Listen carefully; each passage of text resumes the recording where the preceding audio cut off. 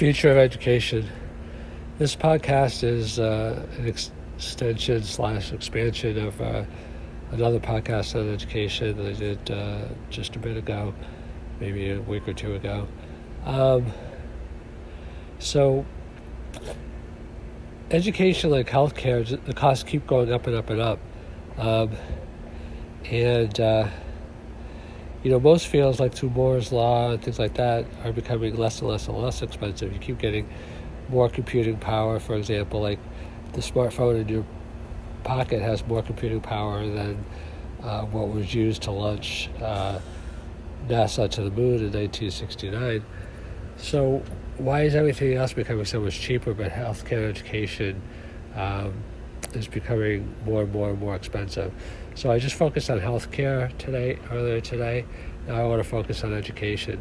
So education was traditionally kind of a monopoly, and that's why monopolies are expensive, because there was no really other way to get ahead in society, to live the American dream of rising up and buying your own home and becoming successful from humble beginnings, except through education.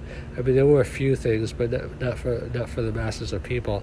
But nowadays, people are rethinking education because, it's still necessary for many people because, the more education you have, the more you do tend to make in your lifetime. But people are coming out of education with huge student loans, which are crippling.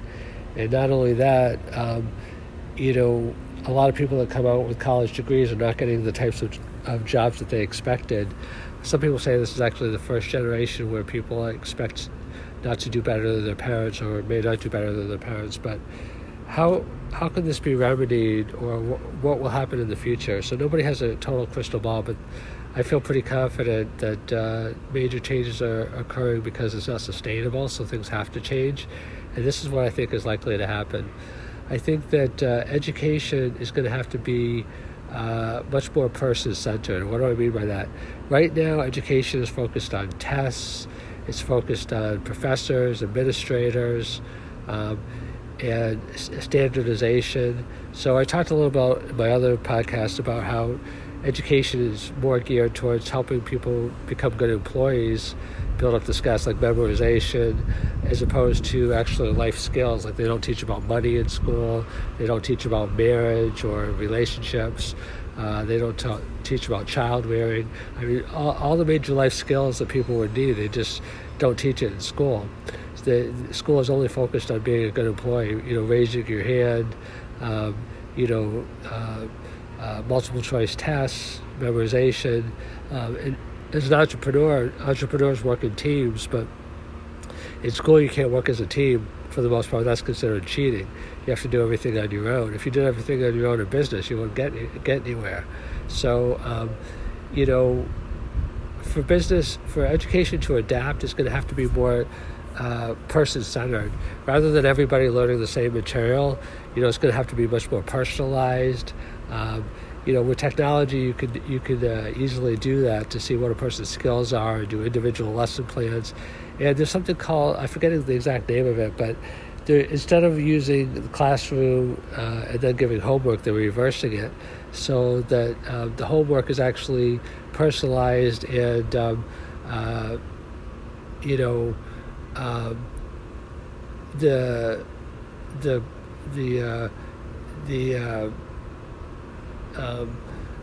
classroom is actually used to help the student in a personalized way do their homework, and then apart from the classroom, the student is more allowed to follow their own interests or learn new things. So when I say personalized and learn new things, that's going to be a big part of the future, because most education is more lifelong now. It used to be that you just got a job and stayed with that job, but you can't be successful in a job or get a new job without continual learning. And continual learning, continual education is becoming more and more the norm now. So some programs are actually starting where rather than just getting a degree, you come back at different periods. I mean, you probably do get a degree eventually, but you come back at different periods throughout your career to learn more. And I think education is going to move more and more in that direction of personalization, extended time periods, lack of standardization, so that each people learn, are targeted at the level they're at, and also what I would call intrinsic interest. So if you're going to have to be learning your whole life, it makes more sense to learn about the things that you're interested in. Like, I'm not saying, chemistry, biology, calculus. I mean, some people are chemists and some people are biologists, but all students have to study those things, and most students will never use any of that, unless they are in a scientific field.